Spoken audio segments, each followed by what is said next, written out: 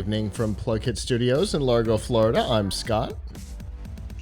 I'm Avram. And we are here with episode 575 of F5 Live, refreshing technology for Monday, October 5th, 2020. This show is a proud part of the Tech Podcast Network. If it's tech, it's here. This week, the EU is reducing the bloat. Google is expanding the games, and Nikola is trying to hide their fraud. Wherever you are and however you're accessing our show, whether it be on social media, Facebook, Twitter, Instagram, or Snapchat, through a podcatcher like Apple Podcasts, Google Podcasts, Amazon Music, Spotify, TuneIn, and a myriad of other options, through our live stream platforms, livestream.com, Twitch, Periscope, YouTube, or Facebook, or of course on our website, PLUGHITZlive.com. Thank you for making us a part of your day. There are two ways that you can do that. The first is, normally, Sunday nights at 9 p.m. Eastern, you can go to f5live.tv/join us. There you can chat with us during the show and give your feedback on the topics as we talk about them. Or, of course, you can always subscribe at PLUGHITZlive.com/subscribe. There you'll see all of our shows, including F5 Live, The Piltch Point, PLUGHITZ Live Presents, and a whole lot more. And, of course, find all of the different ways that you can watch or listen. Avram, how are you doing this evening on our weird Monday night show? Not too bad. Not too bad. Working on some stuff. Just got a new board in to test. This is the new announced today. NVIDIA Jetson Nano 2 gigabyte. It's a Raspberry Pi competitor that has a heavy focus on doing AI and machine learning type of things. I've used versions of this before, but this is the new model, which is less expensive at $59. So curious to see how it performs. But my son and I were having problems just changing the resolution so we could see it on our screen. So that was I don't know. It's times like that like I really like Linux, and then there's times like that where it's like on Windows it'd just be so easy to change the resolution. You just right click on the desktop and do it. And here it was like the font's so tiny I can't even see where to click to open the settings. So I tried to go to the command prompt to do it, and like every single thing that I looked up on how to do it online, because there's no instructions specifically on how to do it for this, doesn't work. Anyway, go figure. I'm going to try connecting it to a bigger monitor later and see if on a 28-inch monitor I can see the font. So anyway, it's weird. Oh, aren't computers fun? Yeah. But like you always say, if everything always went right, we wouldn't have anything to do. So yeah. I mean, you got to. The thing though is, this is a frustrating type of error because it's not like it's probably some kind of easily changeable thing and people aren't buying it for the font, aren't buying it for that, and maybe because my fault for what screen I used and whatever. So it's not really actionable on my part. Like I'll try to fix the problem, but it's not newsworthy, right? Like I like it when there's a newsworthy problem, right? Like, oh yeah, this thing is totally promised to do X, but it can't do it. That's a newsworthy problem. Me not knowing how to do a particular thing in Linux that somebody else might not need to do because maybe they got a bigger screen that they tried it on or whatever, is not newsworthy. So we will see, but it's good to see that that NVIDIA is getting into a lower price point where people might be able to actually do a little bit more AI.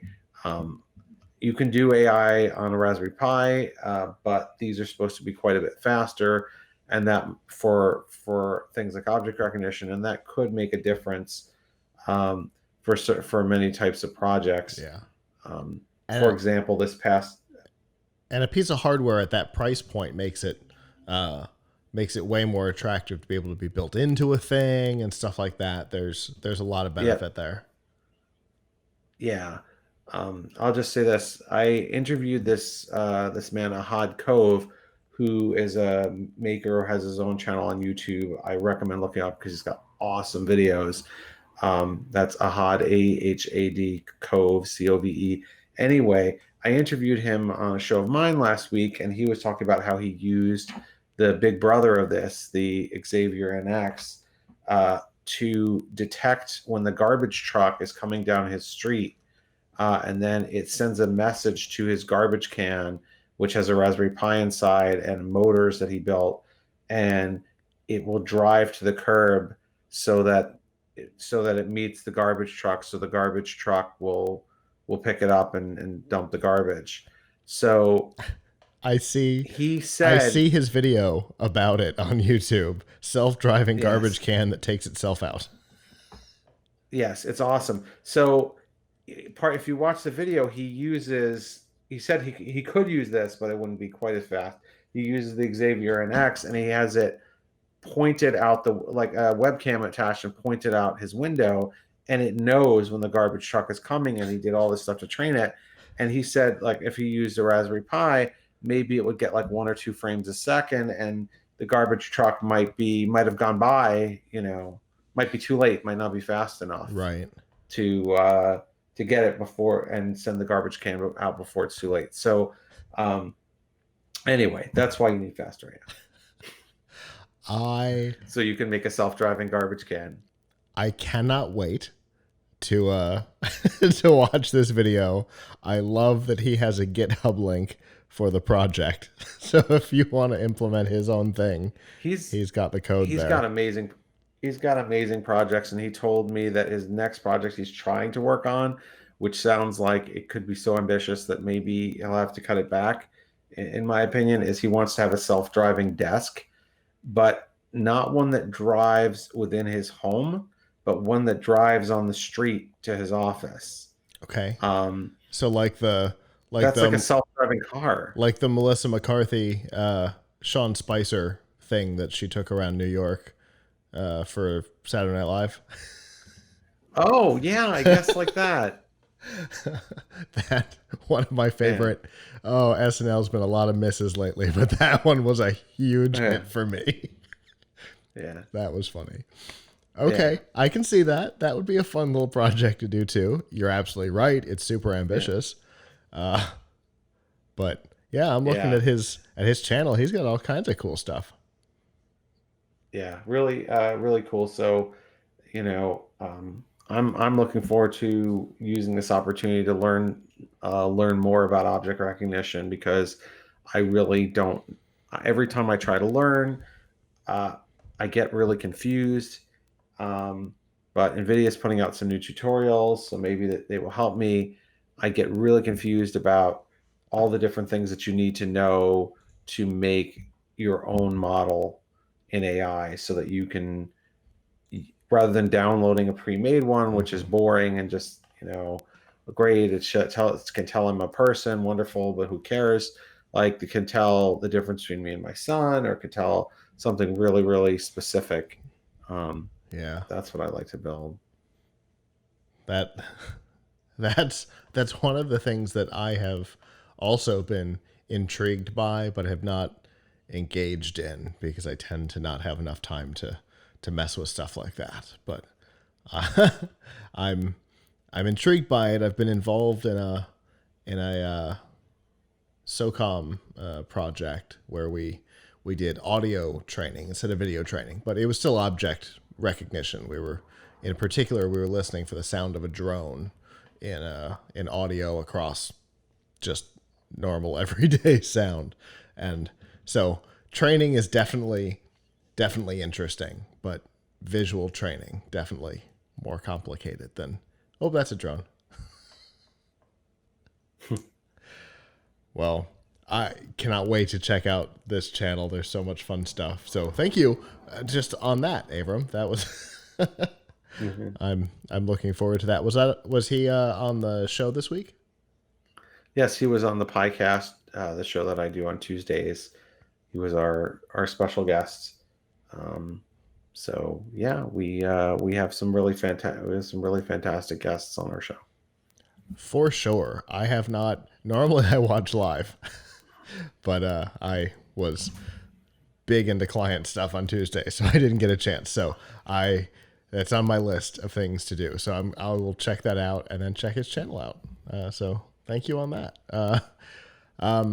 In PLUGHITZ Live world stuff, we've got Roboticon, whatever we end up calling it. Let's say Roboticon at home coming up in a couple of weeks, which we're pretty excited about. We're going to do across a couple of weeks, a couple of weekends. We're going to do some First Tech Challenge, remote competitions, first robotics competition, remote competitions. Ooh, that's hard to say.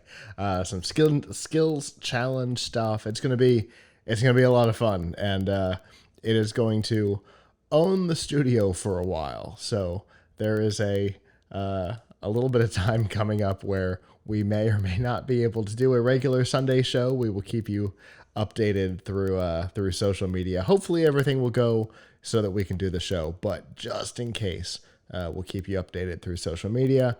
But since nothing else is really going on right now, let's get down to some news.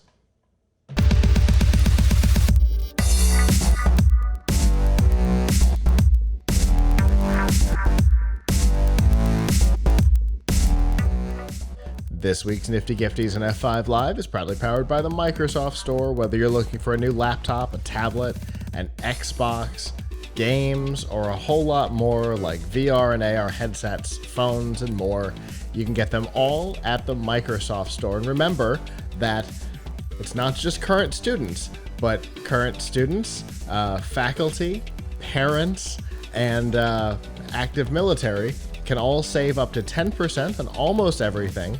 And you can find out about all of that by going to f5live.tv/Microsoft.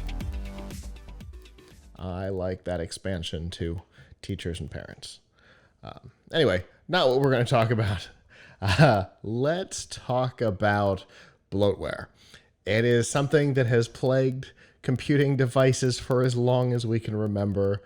Laptop and desktop manufacturers loading the actual desktop with all kinds of apps and things that you were probably never going to use. Most of them have been easily removable, with the exception of maybe Norton antivirus trials that seem to get stuck in the computer for all time. But they've always been annoying. You get a new computer, you turn it on, and you spend the first hour having to uninstall garbage that came pre-installed so that you can clear up some space. Obviously, bloatware is not exclusive to computers. It came over to mobile devices. Definitely when you think of bloatware on mobile devices, most people tend to think to the Android side of things because the manufacturers all put their own things on, and then you have the carriers that put their own things on top of it, which is absolutely obnoxious. But Apple has the problem too. It's just most of their stuff has their name on it. But it's just, they come with so much garbage that you have no interest in.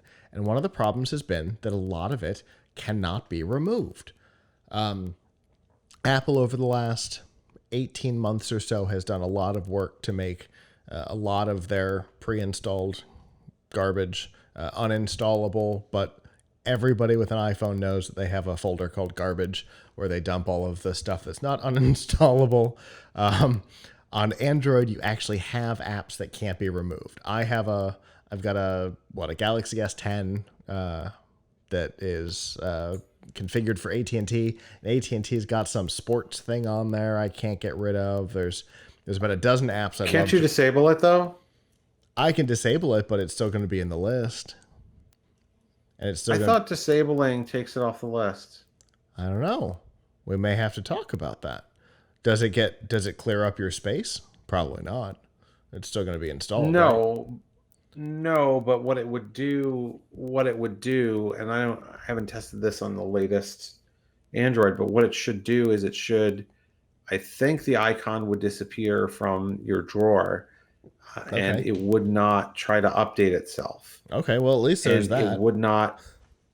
and it would not run in the background because there's a lot of apps that you don't think are running in the background that are running in the background. Yeah. When you look at what's in your memory, that sports app might be eating up a little tiny bit of memory. Oh, it absolutely is. And for something you never, ever, ever use. So, if you disable it, at least it can't zap any more system resources. That's good. And I mean, and possibly bandwidth with trying to pull RSS feeds and stuff in the background. yeah, right. So, you stop that. But it's still there. to be fair, it's still there, but it's not. I mean, most of the apps that they install in these are not using that much of your storage. True. I mean, maybe are they using what, 50, 100 megabytes? I think the sports one's 180. And I think it's the biggest one I can't uninstall. I mean, that's annoying for sure. But how big of what's the storage on the lowest storage you'd get on the S10? 64? 64. Something like, yeah. So, does it mean 1 gigabyte out of your 64, or maybe a lot less than that, is wasted on stuff you can't get rid of? Yeah, but the disabling process, even I didn't know about it until just now. Yeah. So a lot of people, a lot of people must not know that that's possible. If I didn't know that I could do it. Yeah, I mean, look, it's not ideal. You should just be able to remove it. Period. Right. And the EU is working to make that the reality. They want to make it so that pre-installed apps, obviously minus the core essentials, right? Your phone app, your text app, your contact app. But all of this additional stuff is removable going forward, which is, I think, a really great move. And it seems it's possible that Samsung might produce two versions of the same phone, some with the stuff disabled, uninstallable, and some not.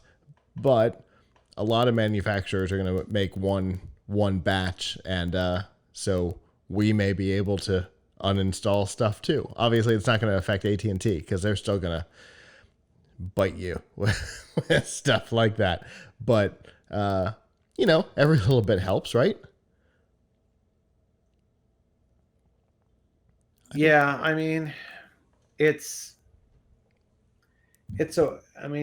your carrier is going to put the bloatware on there. If the phone, and don't think that the phone vendor will refrain from putting bloatware on it because they're not allowed to put bloatware on it in Europe, because I'm sure they have a slightly different software stack for different regions. So I'm sure that, I mean, for the United States, if like you had one state like California outlaw it, then maybe it'd be like gas standards where California fuel economy standards are drive the whole nation because they don't want to make two versions of the cars. Right.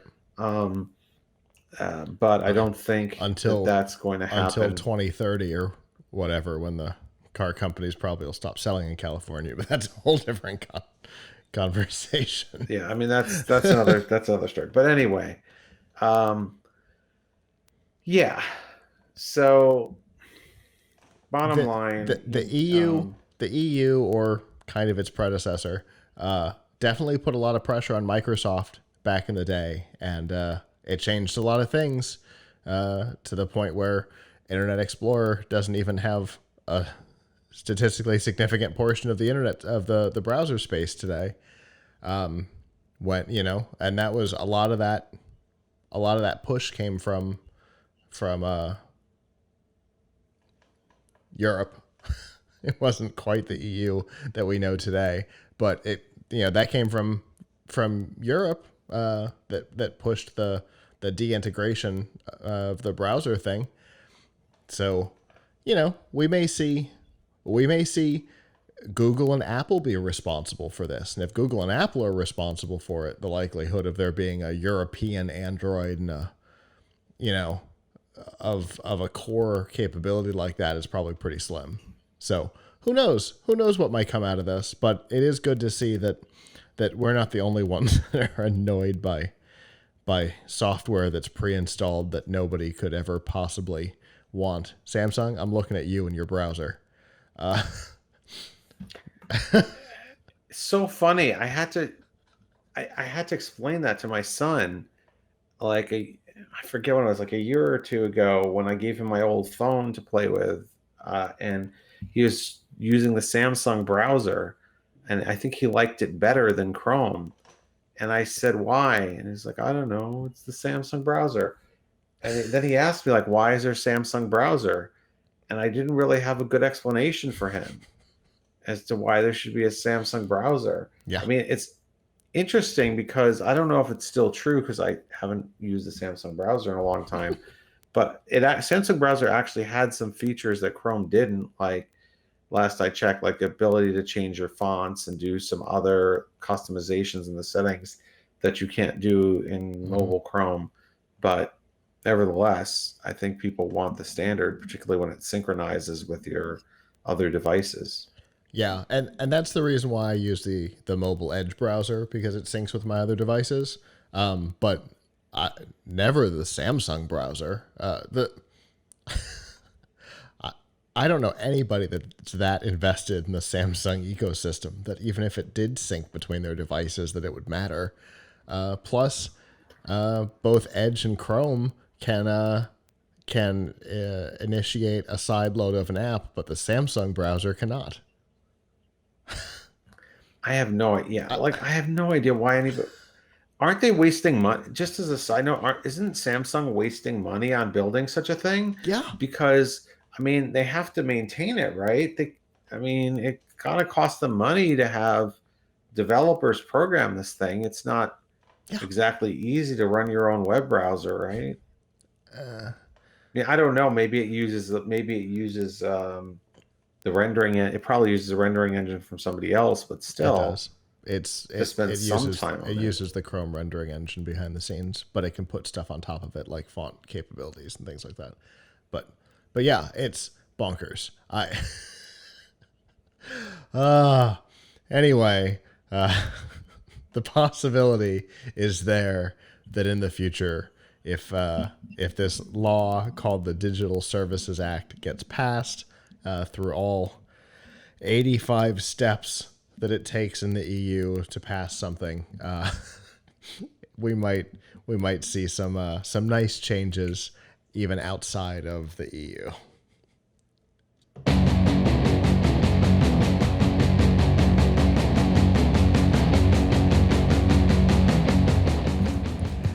This week's Piltch Point with Avram Piltch is proudly powered by PureVPN. The best way to protect your privacy online is with PureVPN. You can hide your online activities, say goodbye to regional restrictions, and improve your streaming quality. Plus, it's available for almost all of your devices, and you can get a special price and a 31-day money-back guarantee by going to piltchpoint.live/PureVPN. All right, Avram. We've got all kinds of hardware stuff going on right now, right? Current, future, past. Yes. Yes. So there's a lot going on, despite the fact that a lot of people have been at home for working from home and going out less the last many months. Things are still heating up in the hardware space with a lot of new hardware coming out. So, just a few, and I'm talking about PCs here, but I could also talk about consoles because we know that the new Xbox and the new PlayStation, the Xbox Series X and the PlayStation 5 are going to be out around November, and they will be using new AMD graphics cards inside, which is interesting because we are also expecting some new AMD graphics cards to be announced for the PC later this month. Um, those are going to be called, the unofficial name of those is big Navi or whatever, but the leaked names of the cards are likely to be, the leaks suggest that the names of the cards are likely to be Radeon RX 6900, 6800, and 6700.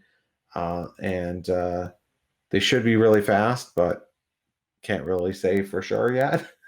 But what we do know is really fast are the new NVIDIA cards. And we've talked on and off about the surging demand for these. So it was just a couple of weeks ago that that NVIDIA rolled out the RTX 3080. And the demand for the RTX 3080, an ostensibly $700 to $800 card, it is so high that now, if you want one, the main place you can get it is eBay from a scalper for $1,500 or $1,600 easily, or more, because these cards deliver higher performance than the previous top of the line, the 2080 Ti.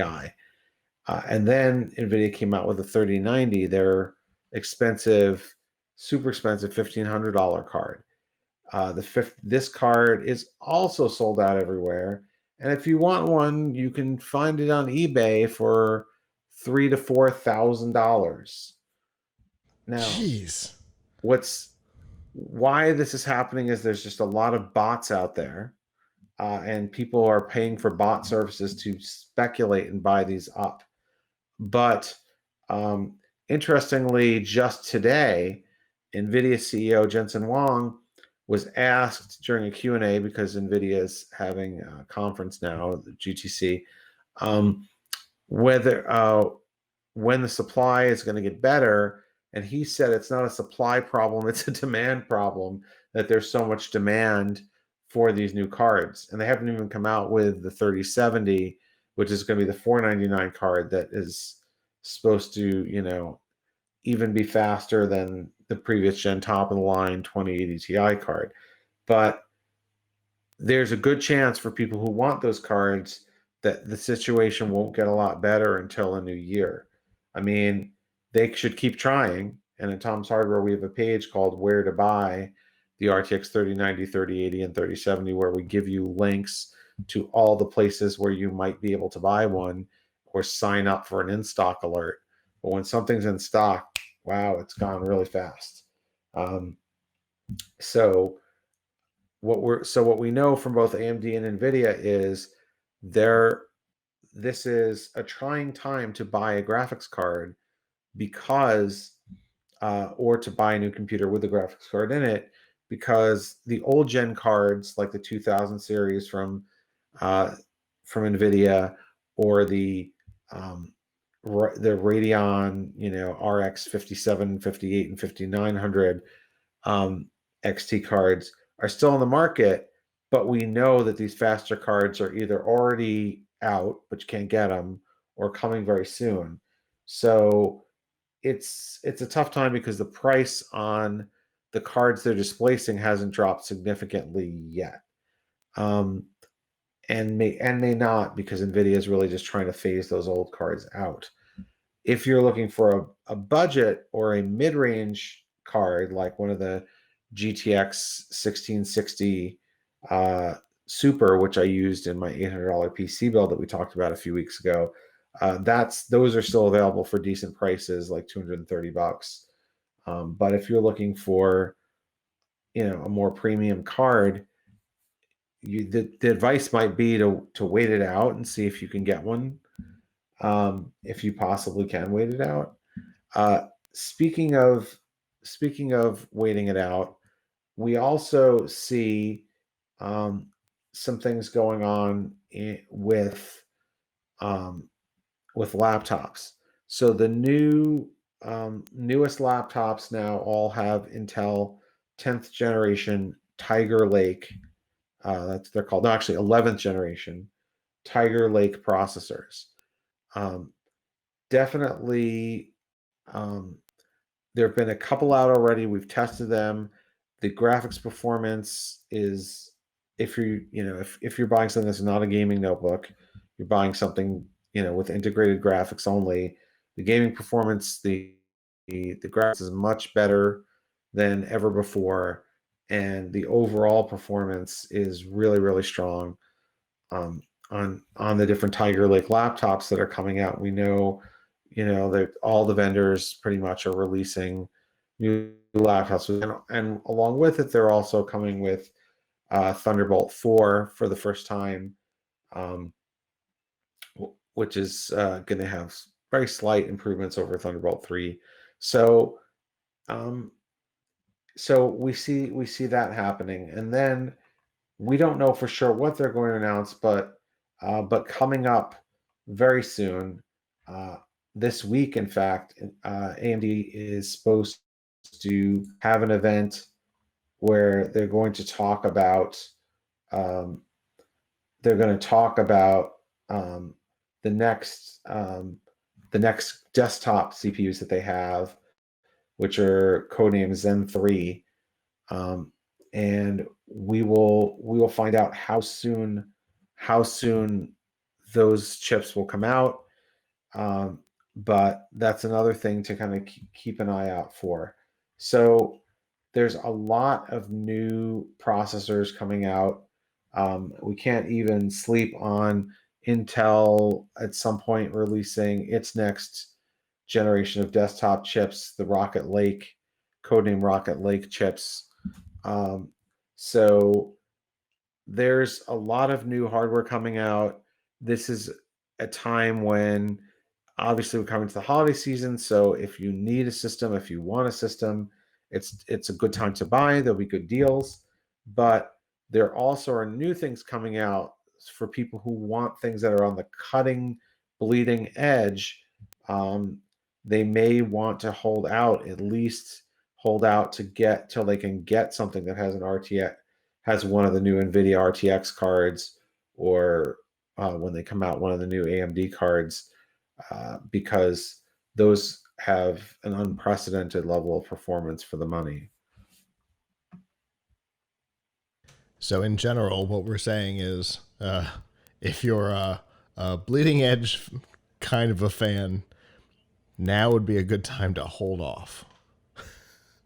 I mean, if you can get it, Sure. what we are seeing is that you may have a better chance of getting a system with the RTX 3080 in it than buying the card. So if you want to buy a pre-built desktop, you may find some pre-built desktops with them your way. Not an easy way, and maybe an easier way. But yes, it's a challenge, and the challenge may continue for quite a while until stock normalizes it. Whether it's a demand problem because demand is so high, or a problem of people scalping it, or the company's not producing enough, is anybody's guess. But the end result is the same. It's hard to get a hold of some of these things, and this is also the same thing is happening with the consoles. I think some people managed to get in on the pre-orders for the new Xbox, and for PlayStation, but those are also going to be very difficult to come by. Yeah, for sure. Like we've talked about over the past couple of weeks, both Microsoft and Sony saw big pre-order inventory issues. Sony's was a little stranger because the way they set themselves up, with retailers just going live when they wanted to.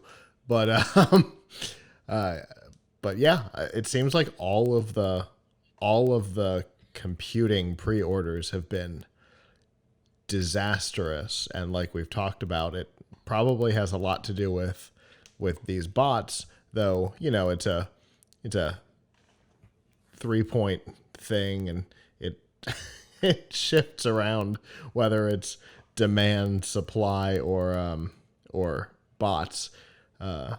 Different ones have lean a little harder one way or another, but I think all three of them play in all of these, especially with supply, manufacturing being a bit of an issue in 2020. Yeah, that's definitely played part in all of this as well. So you said you've got availability lists on the website. Yes. So I think the best place to go, particularly if you want a NVIDIA card, come to Tom's Hardware, and we've got an article called "Where and How to Get an RTX 3090, 3080, or 3070 Card." We have all the links in there to where you might get it, even to getting it on eBay. If money is absolutely no object to you, but other than that, we will give you the best advice you to put yourself in the best position to get it. But it's really difficult right now to get those cards. Hopefully it clears up a little bit. Or it could end up being like webcams. Who knows? Yeah, where webcams have been, late. You couldn't get a webcam for the longest time. I mean, you couldn't get a name brand. You couldn't get any webcam for a while. Then the market seems to have recently been flooded with a lot of not third party. They're all third. A lot of sort of no name brand webcams that nobody's heard of, and then a Logitech, which is the big player in the space. You finally start to see some Logitech listings for some Logitech webcams, but they come and they go very quickly. And obviously, in Logitech's case, I think it could end up being like that. Obviously, in Logitech's case, for good reason, because they own the webcam space. Yeah, they do, but the shortages of these NVIDIA cards are, in a sense, in their space. NVIDIA right now owns the high end. Mm-hmm. There's no AMD chip that can compete with those chips. They don't even support ray tracing. Maybe the next gen. So even if the card is not NVIDIA's first party brand, if you buy a card with an RTX 3090 or 3080 in it, NVIDIA made the chip, so the GPU. So that's in a sense they also are dominating the market. But yeah, I think what happened with webcams is people have realized that they're doing a lot more meetings and they want good quality webcam, not the garbage that comes on your laptop. There's almost no computer that has a built-in laptop. Yeah, they're all pretty bad. Yeah, and then for some people, they go and damage them, and it all looks like the last season of Full House. I'm talking about one of our. I'm talking about one of our hosts, Marissa, who managed to dent her built-in webcam, and so everything has this bizarre soft focus to it until she gets right to the edge of the screen, and then it clears up. That's weird. My webcam has been broken pretty much since I got this laptop 2 years ago, and I never wanted to bother to send it in to get fixed because I just wanted to be without it for a few weeks, right. And I just almost never use the webcam. Every now and again, though, I'll be sitting on the couch or something and wish that I had the built-in webcam just for that kind of occasion. But the quality is just not very good. Yeah, the quality of the quote-unquote webcam on my on any of my phones is better than the one, including my phone from Microsoft, is better than the webcam on my computer from Microsoft. Yeah, they just don't try. They don't even really try. If companies spend that would be something that a company could really crow about. Like, look, we've got a really good webcam on our laptop, and especially now. Mm-hmm. They don't try. Yeah, today in particular, they could really differentiate themselves from the pack if they had a decent webcam built in. Just even decent webcam built in versus the absolute garbage that is on most laptops. At least we've gotten away from the up the nose webcams. What a stupid idea. Anyway, poor quality and weirdly placed. Anyway, obviously, we're seeing, like we're saying, we're seeing a lot of hardware shortages, and then new products coming, which, like we said, honestly, like we said when the Sony pre-order thing happened, we said anytime a new product comes out, things get a little weird. And one of the weird things is that you can't always get a hold of them at launch. And right now it's worse than ever. So definitely check out Tom's Hardware for some places that you can get it. And as always, Avram, I appreciate the topic, and I look forward to what we talk about next.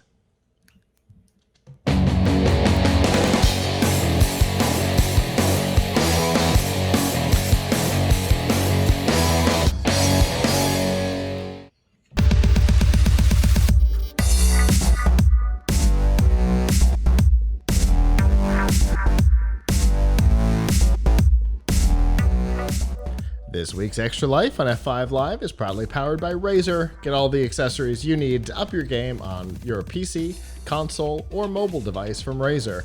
Whether you're looking for a gaming mouse and keyboard like we use here in the studio, a new ring light to make your webcam and your Twitch stream better, or an entire gaming setup like the Razer Blade 15, you can find it all at Razer by going to f5live.tv/Razer. So it's been a little over a year since Google first tested their Google Play Pass subscription service, which was nearly immediately copied by Apple in the Apple Arcade. But the idea is that for a single monthly plan, single monthly fee, you can get a whole bunch of mobile games and their content included, which for mobile gamers can be a really big deal. I know both services have seen surprising growth, more than I think either one of us expected when Google first announced this, especially when we talk so much about subscription fatigue. But Google has seen enough success with it that they have spent their time getting contracts and content together to expand to 24 new countries. And that is an expansion from 10 to 34. So that is a huge expansion of the service. And it's not an easy task, because it's not like the 100 games that are available in the US are the same games that will be available in Germany, because those games may not be in German. They may not have content in Germany. You may not be able to play certain things because of exported technology in Spain. So to be able to expand at all is impressive, and to have put the resources behind 24 new countries definitely shows that Google is 100% behind this subscription service. What do you think? Yeah, I mean, obviously they would love to have more subscription revenue. I don't quite get the appeal, because, I mean, I look at some of the list of some of the games that are on here, and these are all primarily mobile games. I mean, I think they're all mobile games. Because it's for your phone, so it's not like Stadia or something where you're getting to play a PC style game in the cloud on your phone, which I think that could have value. But I mean, are they at least going to fix it so you don't have to do in-app purchases? Or I'm assuming you still have to do in-app purchases. No, that's kind of the whole thing, is that the whole content of the game is unlocked for you, as opposed to having to purchase internal stuff. So, if you look at the Mario, I can't even remember what it was called. It may not be one of the games, but as an example, the Mario game only had like 3 levels that were free, and then you had to purchase more. If it were available in Google Play Pass, that wouldn't be the case. You'd have all your content. I see that there is a Sonic the Hedgehog game, which is probably a similar business model for them. So if it's a paid game, you get it for free. If it's a free game with in-app purchases, those are included. If it's a paid game with in-app purchases, those are included. And one of the things that's kind of interesting is that while Apple's is like 100% focused on gaming, the Google one's not 100% because I think the Photo Studio Pro is part of the subscription. So there's other things that have in-app purchases that then get taken care of, which I think is if you're a big mobile gamer, obviously you or I would be more likely to, lean towards something like Stadia or the Xbox game streaming service. But for people who are primarily mobile gamers, this could be there's enough interest here that Google spent their time and resources to go, build up a catalog in other countries, which I don't think they would do that if the reception had been lackluster, because it's not, they've got to build contracts to be able to pay the developers based on whatever the weird rules are on what you have and have not downloaded. Obviously, the developers are getting paid off of this subscription in some way, shape, or form. So, getting the legal team and the sales team all on board, it can't be a cheap process to bring new countries on board. So there must be enough interest in it to have done it. Yeah, I mean, obviously, people are buying it. I mean, it's continued. It shows the power that people still, are willing to pay for game services at home, and then they'll pay for a mobile game service, and they'll pay for streaming. I think we're all going to need like a UBI or something like that just to pay for streaming services. We're just going to need, we're going to need like $1,000 a month or something just to pay for streaming, so just to pay for different subscriptions, right? Because everything is a little drip drab of money coming out of you. It's like, yeah. So we talked the other day about DC Universe Unlimited. That sounds pretty good, but maybe you want the new HBO service. Maybe you want Paramount HBO Plus, Max, Disney Plus, Paramount Plus. Then you Peacock without ads. Hulu, Netflix. I mean, I guess the good thing is with Netflix, after you don't use it for a while, they'll stop billing you or something. We were talking about a few weeks ago. It's got to be a full year. You'll be so overwhelmed with the other services. I mean, that's the thing. You pay for the stuff, and then for a while, it's like, oh, I don't think I've used anything on Netflix in like a few weeks. But how often are you gonna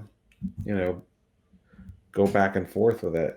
It's so I don't know, there's just too many subscriptions in the world, but Agreed. It's which is exactly for someone. Interestingly, it's exactly what Apple was trying to address with Apple One, by pulling all of their subscriptions into a single one, so at least the overall cost comes down and it only bumps you once. But that's still a lot of services that you're subscribed to, even if there is a bulk discount on it.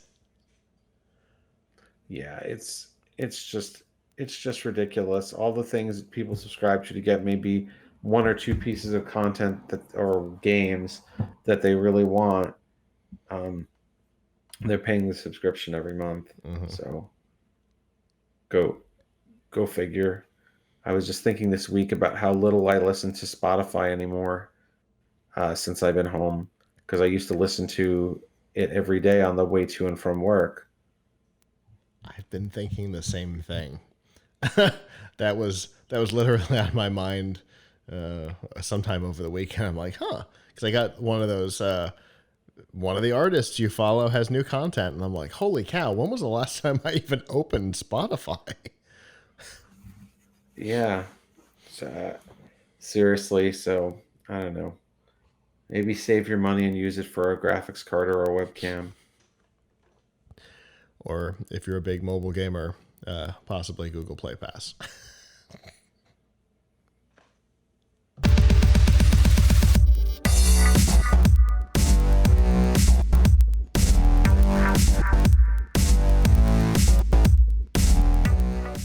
This week's news from the tubes on F5 Live is proudly powered by Riff Tracks. Make fun of movies or let these guys do it for you.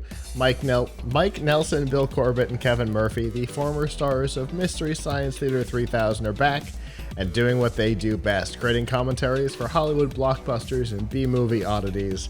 It's like watching a movie with your funniest friends. And to find out about all of the full-length features, the short films, the TV episodes, and more, you can go to f5live.tv/rifftracks with an X. Now, we talked about bloatware. Now let's talk about ransomware. A study shows that ransomware is up several 100% in 2020.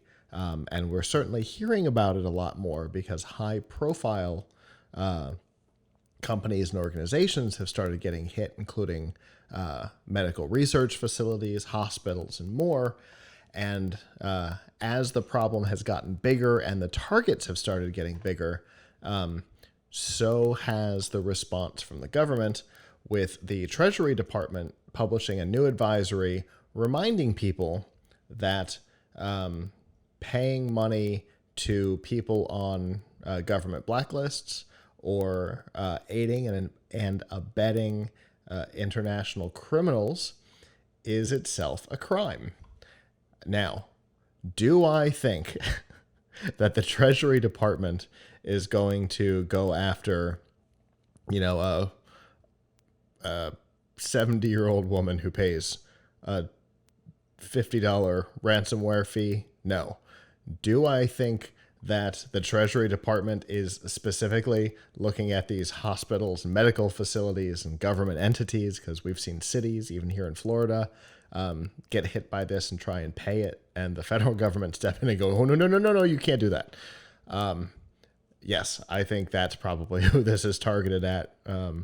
I can't see the Treasury Department acting like RIA in the old days and going after everybody they suspected of pirating, but I feel like this is more of a warning, hoping that people will back down. What do you think, Avram?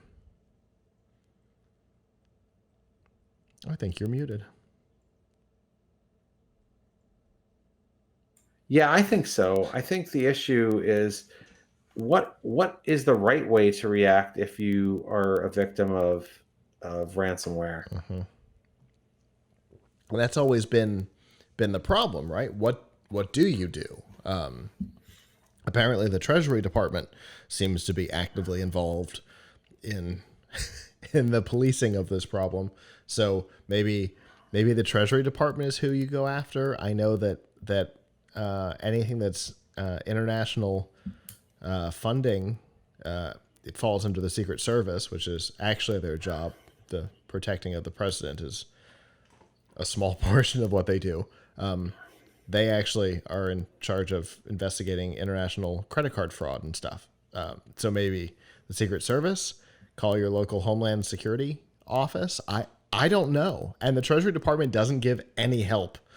Just a reminder that if you pay, you're also a criminal. But they don't give any help on what you're supposed to do in any meaningful way. Yeah, I mean, I can't imagine if I called my local police department that has like maybe 5 or 10 employees to complain about a cybercrime committed against me, that they would do anything. or be able to do anything. Yeah. Oh yeah, it's definitely not your. Oh, here we go. The advisory looks like it has actually been updated. Victims of ransomware attack should contact relevant government agencies. The U.S. Department of Treasury's Office of Foreign Assets Control, with an email address and 2 phone numbers. Licensing Division, with a phone number. The Treasury's Office of Cybersecurity and Critical Infrastructure Protection, with an email and phone number. The Financial Crimes Enforcement Network, with just an email, which is disappointing. The FBI, the Secret Service, the Cybersecurity Infrastructure Security Agency, and Homeland Security Investigations Field Office. All of those are just websites. So, and then an overall pair of phone numbers in case you don't know exactly who to contact. So they do have some guidance now, which is good. Because if I had fallen victim to ransomware, I wouldn't have known what to do. I mean, I probably would have called the Tampa Homeland Security office and let them push me in the right direction. But that's only because I did that when we had an international credit card issue with our software company. And so I talked to the Secret Service. That was when I learned that the Secret Service is a division of the Treasury, which I had no idea. Yeah, they deal with counterfeit stuff. The counterfeit stuff, international credit card fraud. Way more interesting organization than I ever thought. We think of them as the men in black with the radios in their sleeves, but boy, are they a way more interesting organization than that. So at least there are some guidances on what to do. It seems like maybe this Office of Cybersecurity and Critical Infrastructure is the way to go,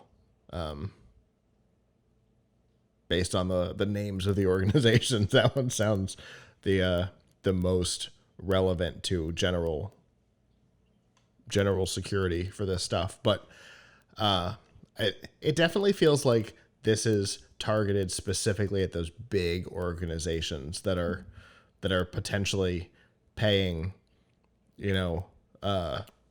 countries that we have sanctions against, or even individuals in those countries that we have sanctions against. All of that is a federal crime, and or you could be paying individuals that are known cyber criminals and are on certain blacklists that you're not allowed to send money to. So, and of course, on top of it all, it encourages more of it. The more it works, the more they do it. So here we are.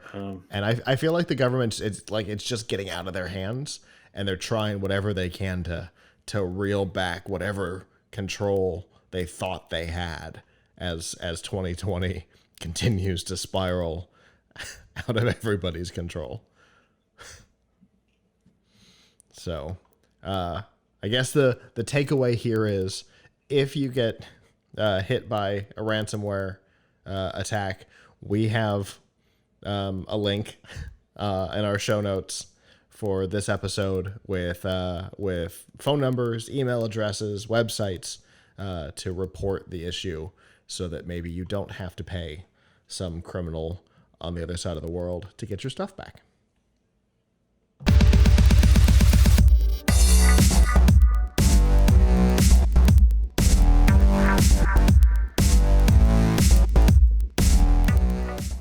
This week's DRM Not Included in F5 Live is proudly powered by Amazon Prime. You get free shipping, and we have a Prime Day coming up here in just a couple of days, but that's not all you get. You get free music with Amazon Prime Music, free TV, movies, and documentaries with Amazon Prime Video, free games, and a free Twitch subscription with Amazon Prime Gaming, and a whole lot more. And to learn more about your big benefits, to get a 30-day free trial just in time for Prime Day if you're not already a subscriber, or links to give it as a gift, all by going to f5live.tv/Prime. Prime. Now, if you have not been following the bonkers story that is the Nikola hydrogen fuel cell vehicle company, you've been missing out, because over the last couple of weeks, some crazy revelations have happened, including that nothing they've ever shown has been real. The truck they showed didn't actually have an engine in it or move on its own. It was just gradually rolling down a very small hill. That the design of the vehicle was actually stolen from a European designer with no credit given. It has been so bad that the executive chairman and founder has stepped away from the company, and it sounds so much like the Theranos. Oh no. Yeah, Theranos. I second guessed myself. Drama that it's insane. You could almost replace one brand name with the other and tell a very similar story. And things have gotten weirder for the company this week. They were supposed to be penning a deal with GM to actually produce these vehicles, but since the vehicles don't exist, the deal with GM, which was supposed to have closed last week, did not. And there is no timeline for it to happen. GM said they are reevaluating the situation, which is obviously not a great situation for anybody who's put money into this company. But here's why it's a media topic and not a gadgets topic. The primary thing that has been in the center of all this controversy has been this video that they showed. They used it to get consumer support. They used it to get financial support, investors, and it's even how they got the GM contract has been this video of the truck theoretically driving down the road. In fairness, at no point did they claim that it was a real truck or that it was driving, but it certainly suggested that it was not just gradually gliding down a hill. And so a lot of people have been talking about this story, as you would expect. Investors from small-time, YouTube personalities up through big companies like the Motley Fool have all been talking about this fraud and whether or not the SEC will get involved and all of that. And so, of course, in the course of commentary, they have included small clips of this video that is at the center of the controversy, because of course they have. Well, Nikola has decided that the best way to handle this is to issue DMCA takedown notices on YouTube.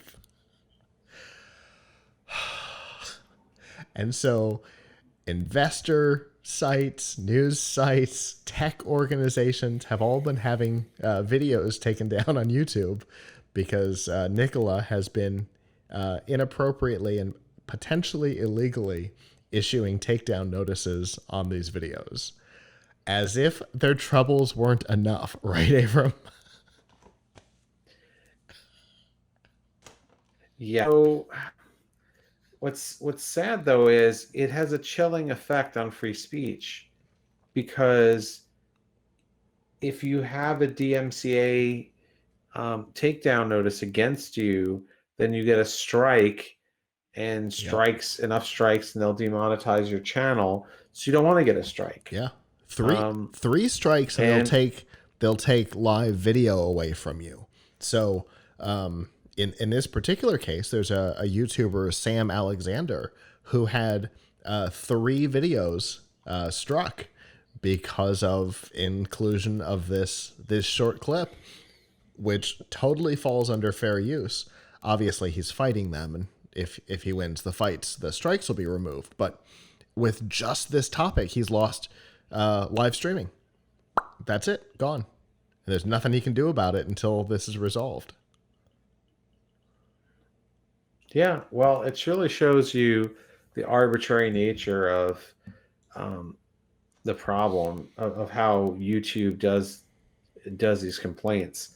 I think the issue is, like a lot of things that companies do with moderation, they're well, it's funny because we were talking the other day about how on the flip side, people are accusing Twitch of not being aggressive enough about moderating hate speech. But here you have, when it comes to DMCA, you know, takedown requests are very aggressive because uh, because those are company people with deep pockets, Hmm. with lawyers.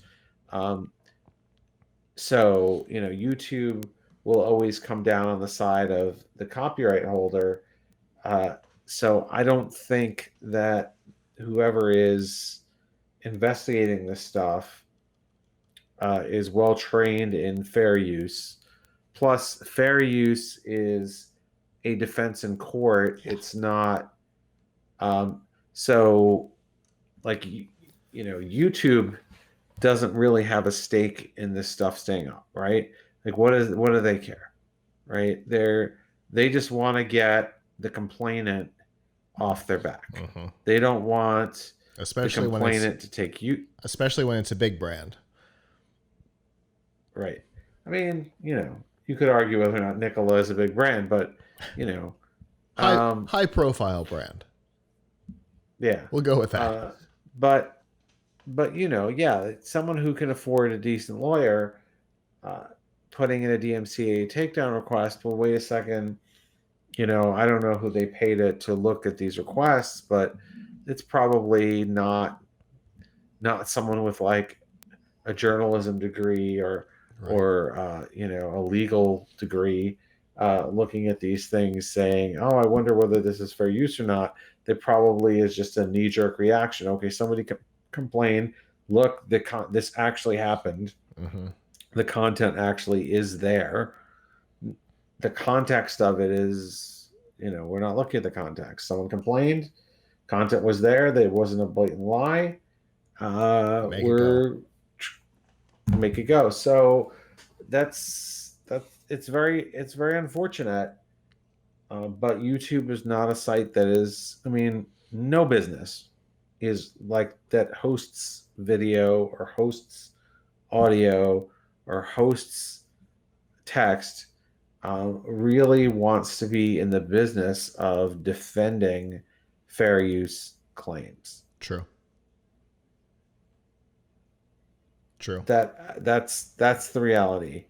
So if you're now, one would think that it was obvious that this was commentary, but you know, I I think Who I knows? It think may if not have actually been looked at. It might all be, a lot of it might be automated for all we know. And so context is yeah irrelevant. Maybe it's just doing, uh, similar to what Facebook did when people were putting those videos up that were just static images, trying to mess with the algorithm.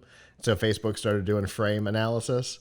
Maybe that's maybe that's all that's happening here. Maybe they're like, oh, yep, there's definitely 30 seconds worth of frames that are duplicated between this video and this video, and the the first one is the owner of the content, so let's take down the second one. yeah But if that's the case, then it seems like maybe strikes shouldn't happen until after a period of time, or so that you can put in a counter, and a strike doesn't apply until a counter is struck down. Something. It seems like there's a lot of room for growth on the policing strategies here, because, like you said, strikes are a huge deal. We know all about yeah them because we lost live streaming for a while on YouTube because of background music at CES. Anyway, so they're super aggressive on it, and and they don't go away. They don't go away until after you contest and win, as opposed to maybe they shouldn't go into effect until you contest and fail. Yep. I don't know. The strike system is definitely broken one way or another, and hopefully, we've brought attention to problems in the past as an industry, and YouTube has responded to it. Putting semi-adult animated content into YouTube Kids, the fact that they were tracking kids for advertising purposes. The industry brought attention to this, and YouTube changed its policies. So, hopefully maybe bringing attention to this issue here, especially since it is such a high-profile topic with a high-profile company and one 30-second clip that is at the center of all of it. Maybe some changes can be affected through this topic. Well, that is our show. Thank you to those of you who joined us live. We always appreciate our live listeners. If you didn't and would like to in the future, on Sunday nights, normally at 9 p.m. Eastern, you can go to f5live.tv/join us and chat with us in the studio, give us your feedback on the topics. If you're not able to join us live, that's okay as well. You can always go to PLUGHITZlive.com/subscribe and get easy access to our YouTube channel, where you can subscribe to our Facebook and Twitter and Periscope, or a variety of other sources like Apple Podcasts, Google Podcasts, and Amazon Music, and all of that. You can subscribe there as well.